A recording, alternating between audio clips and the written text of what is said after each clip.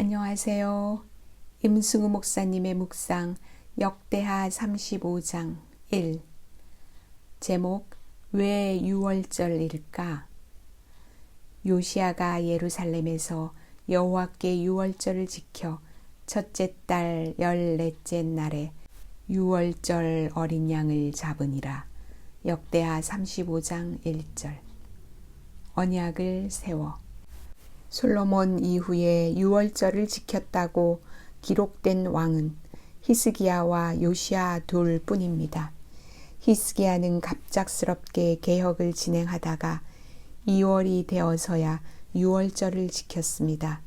이에 비해서 요시야는 제위 18년 되는 해에 율법책을 발견하고 여호와 하나님과 다시 언약을 세운 다음 제 날짜인 1월 14일에 유월절을 지켰습니다. 두 왕 모두 하나님과 언약을 다시 세우는 일과 연관해서 온 백성이 유월절을 지키도록 했습니다. 특히 요시야 왕은 레위 사람들에게 여호와의 궤를 다시는 성전에서 메어 옮기지 말라고 명령했습니다. 이것은 다시는 성전에 우상을 허락하지 않겠다는 단호한 결심이었습니다. 그리고 요시야는 선지자 사무엘 이후 처음으로 제사장과 레위 사람들과 온 유다와 이스라엘 무리 모두를 포함한 전국적인 규모의 유월절을 지켰다고 역대기 저자는 기록하고 있습니다. 왜 유월절일까? 이스라엘에는 7대 절기가 있었고 1년에 3차례, 즉 유월절, 오순절, 장막절 때에는 온 백성이 여호와의 성전이 있는 곳으로 모여야 했습니다. 그런데 이스라엘 역사를 보면 나라가 남북으로 나뉜 이후에 절기에 대한 기록이 거의 없다가 히스기야와 요시야 때에 유월절을 함께 지켰습니다. 다른 절기들을 지켰는지는 정확하지 않지만 유월절이 다른 절기에 비해 강조된 것은 부인할 수 없는 사실입니다. 이것은 유월절이 이스라엘 건국과 관련이 있기 때문이라고 짐작해 볼 수 있습니다.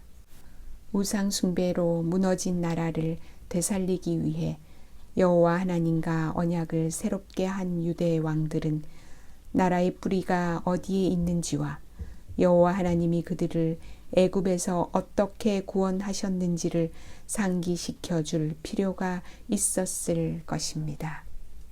이렇게 유월절을 준수하며 자신들의 기원과 그 일을 이루셨던 여호와 하나님을 기억하면서 유다 백성들은 자신들의 시대에도 하나님이 살아 역사하심을 확인해 보고 싶었을 것입니다.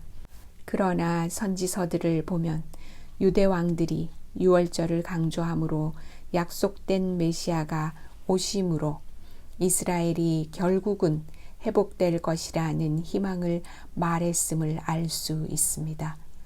역대기의 독자들은 이사야를 비롯한 여러 선지서들을 알고 있었습니다. 그리고 그 책들은 메시아 오심으로 이루어질 이스라엘의 모습을 소상히 그리고 있습니다. 요시야 시대의 백성들과 역대기의 독자들은 유월절을 지키며 다윗의 자손이 오시기를 기다렸을 것입니다. 기도, 세상 죄를 지고 가는 유월절 어린 양을 기억하게 하소서. 아멘.